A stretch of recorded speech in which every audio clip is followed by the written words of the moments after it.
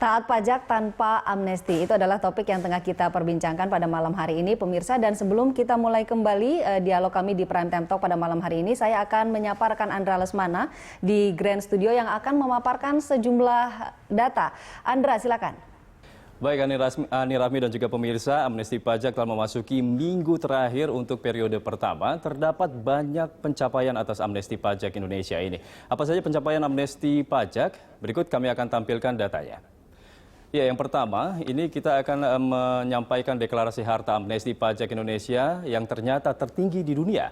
Per tanggal 28 September 2016 kemarin, ini deklarasi harta amnesti pajak sudah mencapai 2.514 triliun rupiah. Dan berikut jumlah deklarasi harta teks amnesti di beberapa belahan dunia. Yang pertama kita akan lihat ini ada Irlandia. Kita lihat dulu ini jumlah deklarasi harta untuk teks amnesti pajak di beberapa belahan dunia seperti Irlandia yang sudah melakukan program teks amnesti sejak tahun 1993 ternyata hanya mendapatkan deklarasi harta sebesar 26 triliun rupiah. Selanjutnya ada Afrika Selatan yang juga melaksanakan program teks amnesti pada tahun 2003 mendapatkan harta deklarasinya sebesar 115 triliun rupiah. Dan Italia juga ini yang melakukan program teks amnesti di tahun 2001 dengan deklarasi harta sebesar 1.179 triliun rupiah. Dilanjutkan oleh Spanyol yang melakukan program teks amnesti pada tahun 2012 dan deklarasi hartanya sebesar 202 triliun rupiah. Ada Australia juga yang melakukan teks amnesti, program teks amnesti di tahun 2014 dan mendapatkan deklarasi harta sebesar 66 triliun rupiah. Dilanjutkan dengan Chile yang melakukan teks amnesti di tahun 2015 dan deklarasi hartanya yaitu 263 triliun rupiah. Dan untuk Indonesia sendiri, per tanggal 28 September 2016 ini deklarasi harta yang sudah disampaikan oleh objek pajak ini sebesar 2.514 triliun rupiah. Nah, ini untuk per hari ini tanggal 29 September 2016. Data yang kami dapat dari situs Dirjen Pajak yaitu pajak.go.id, deklarasi harta sudah mencapai 3.000 triliun rupiah dengan rincian bahwa dana repatriasi sebesar 124 triliun rupiah. Sementara itu deklarasi luar negeri itu sebesar 848 triliun rupiah. Dan deklarasi dalam negeri yang paling dominan yaitu 2.061 triliun rupiah. Kita akan lihat ini seperti apa sebenarnya uang tebusan untuk teks amnesti di beberapa belahan dunia.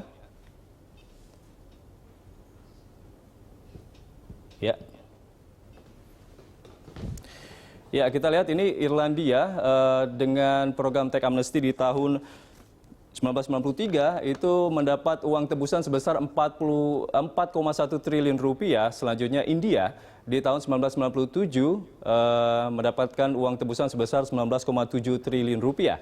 Ada juga beberapa negara Eropa seperti Italia, Jerman, dan Belgia itu rata-rata memang mendapatkan uang tebusan seperti Italia itu di tahun 2001 sebesar 21,8 triliun rupiah, sementara itu Jerman di tahun 2004 mendapatkan uang tebusan sebesar 13,3 triliun rupiah dan Belgia di tahun 2006 mendapatkan uang tebusan 7,2 triliun rupiah. Selanjutnya kita akan lihat ini ada untuk Italia di tahun 2009 mendapatkan uang tebusan sebesar 59,0 triliun rupiah, sementara itu Spanyol di tahun 2012 17,7 triliun rupiah dan Australia 7,9 triliun rupiah di tahun 2014. Sementara itu untuk Indonesia sendiri per tanggal 28 September 2016 itu sudah mencapai 81,1 triliun rupiah.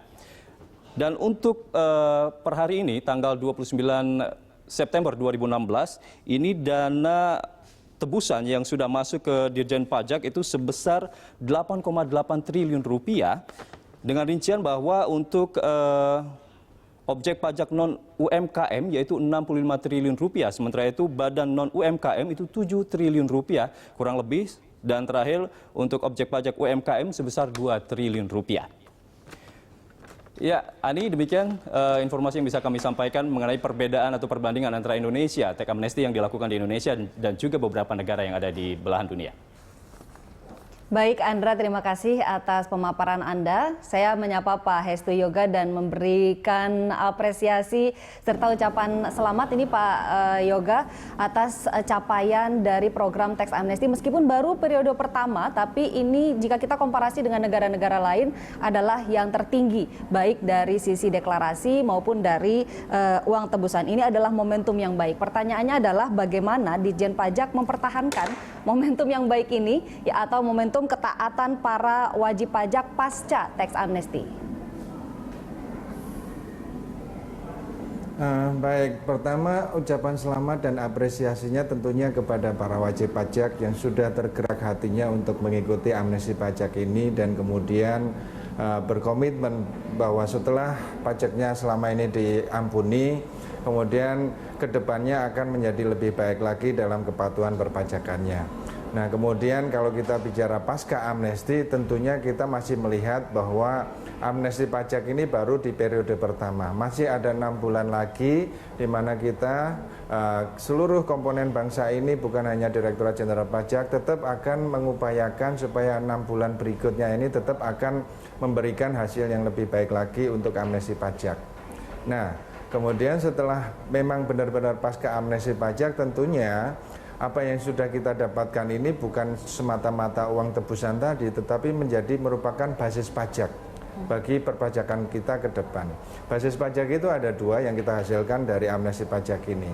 Yang pertama adalah deklarasi harta itu sendiri, apakah itu yang dalam negeri, luar negeri maupun repatriasi. Ini adalah menjadi basis pajak karena profil wajib pajak sudah berubah. Sehingga tentunya ke depannya mereka akan membayar pajak sesuai dengan profil yang baru ini. Itu yang pertama.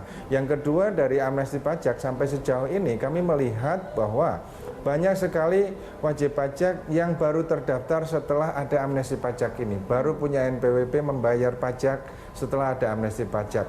Dan juga wajib pajak yang sudah punya NPWP selama ini tapi nggak pernah lapor, nggak pernah bayar, tetapi dengan amnesti ini mereka melakukan pembayaran ikut amnesti. Nah, ini basis pajak yang juga akan kami pelihara kelola ke depannya. Dan di samping itu reformasi perpajakan tentunya tidak hanya basis perpajakan tetapi juga reformasi di bidang ketentuan perpajakan di mana undang-undangnya juga akan berubah baik itu KUP, PPh maupun PPN, dan juga tentunya secara kelembagaan nanti Direktorat Jenderal Pajak tentunya kapasitasnya akan harus diperkuat segala macam seperti itu. Baik Pak Yoga, saya menyapa penelpon terlebih dahulu. Ini ada yang ingin ikut berpartisipasi dalam perbincangan kita pada malam hari ini dengan Eri dari Jakarta. Selamat malam. Malam Mbak Ani. Iya, silakan Bu Erni. Pak, saya ini tadi ke KPP yang di Gropet ya, kayaknya susah banget Pak. Apa-apa semua pakai itu, mesti pakai flash disk. Kasihan kalau yang gaptek Pak, satu. Soalnya susah banget, formnya nggak tersedia. Sampai sana udah dapat nomor antrian berjam-jam, terus diminta flash disk. Flash disknya nggak ada, pulang lagi, antri ulang, itu satu. Kenapa? Pertanyaan saya kenapa nggak disediakan form 1 lembar aja, bawa pulang, difotokopi gitu loh. Jadi kan bisa rancang apa yang mau diikut teks amnesti gitu loh. Nanti tinggal bisa suruh orang ketik kan kalau nggak ada komputer atau laptop kan ya. Satu. Terus 2, layanannya tolong diperpanjang pada saat-saat terakhir nih Pak.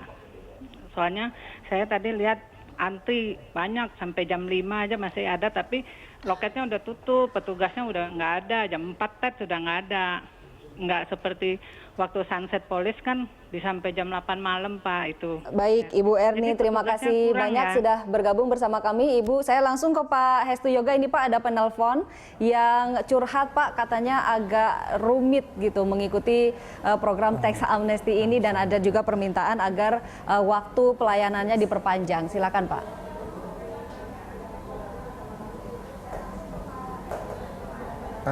Mohon maaf Mbak Ani, saya tadi belum mendengar, suaranya terlalu kecil.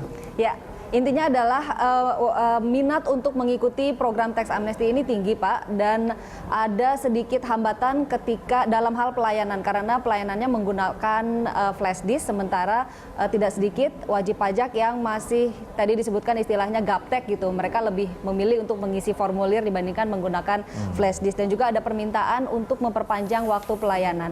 Silakan ditanggapi Pak Hestu Yoga. Iya.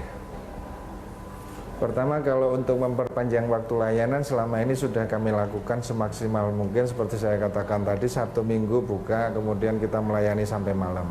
Tapi kemudian ketika kita bicara secara teknis ada kesulitan-kesulitan, nah ini memang kita sadari benar bahwa yang pertama memang masa sosialisasi kami begitu undang-undang ini disahkan, kemudian ada libur lebaran, kemudian kami harus lari sekencang mungkin untuk mensosialisasikan, memberikan pemahaman, dan juga tentunya membuat masyarakat tahu persis apa yang harus dilakukan secara teknis untuk mengikuti amnesti.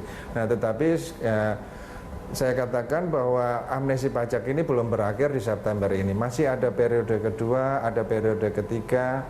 Yang pertama, periode kedua ini tarifnya naik tidak terlalu tinggi, jadi dari 2% ke 3% ini kan juga masih ringan begitu ya, masih kecil, masih bisa dimanfaatkan. Yang kedua, terutama untuk pengusaha yang UKM, wajib pajak yang peredaran usahanya sampai dengan 4,8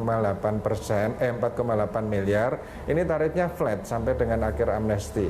Nah, disinilah kami tentunya selalu mendengar masukan-masukan seperti yang tadi disampaikan, kesulitan-kesulitan seperti itu kami akan evaluasi di tahap pertama ini selesai, kita akan coba akomodir, kita akan lakukan banyak hal nanti untuk memperlancar, mempermudah supaya wajib pajak secara keseluruhan bisa mendapatkan kesempatan yang sebaik-baiknya dengan segala kapasitasnya untuk mengikuti amnesti ini.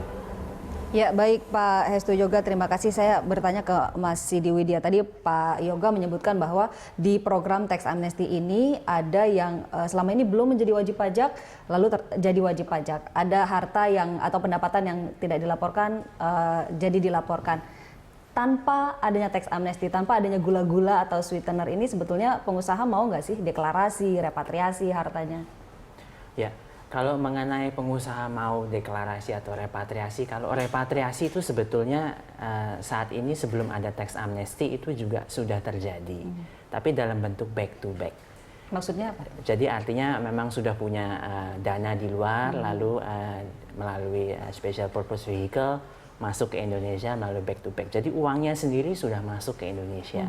Memang kalau dulu dilakukan tahun 2008 itu akan lebih besar tarif repatriasinya. Tapi tidak dipungkiri tentu dengan tarif amnesti yang cukup murah ini, memang ya gula-gula itu ada, tidak dipungkiri. Ya, Pak Raden, ini sejumlah angka ini sepertinya membuai ya Pak ya, 3.000 triliun, lalu ada 92 triliun, lalu repatriasinya 124 triliun. Tapi kita harus tahu bahwa angka-angka itu memang fantastis, namun tidak serta-merta membawa hasil, bisa kita rasakan imbasnya. Masuk hari ini langsung bisa dirasakan oleh masyarakat besok gitu. Nah, kapan kita bisa mulai merasakan dan menikmati dari tax amnesty ini? Perlu waktu berapa lama kira-kira? Ya, pertama kalau kita lihat uang tebusan itu langsung.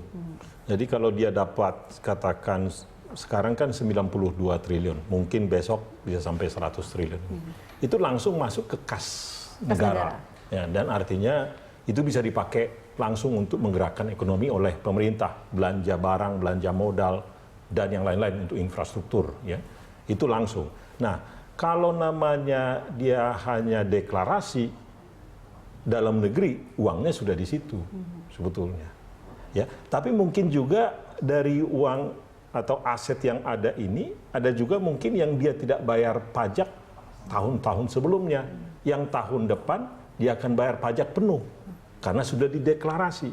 Nah, demikian juga yang bisa dinikmati nanti secara langsung seharusnya adalah aset repatriasi itu. Kalau aset yang direpatriasi itu langsung ditanamkan, apakah itu beli saham, apakah itu ke deposito, apakah itu ke proyek, itu langsung akan menggerakkan ekonomi. Nah, itu yang harus dilakukan, bagaimana supaya yang direpatriasi tadi katakan 124 bahkan mungkin bisa 150 triliun. Bagaimana supaya ini masuk ke sektor real? Karena kalau dia hanya masuk ke sektor keuangan, terutama kalau dia masuk ke saham, mungkin yang terjadi justru bubble, itu tidak baik, atau ke properti. Tapi kalau dia ke sektor real, dia akan memutar ekonomi, itu menghasilkan tenaga kerja, dia akan menciptakan pertumbuhan. Oke, pertanyaannya adalah setelah program tax amnesty ini, what next? Betul.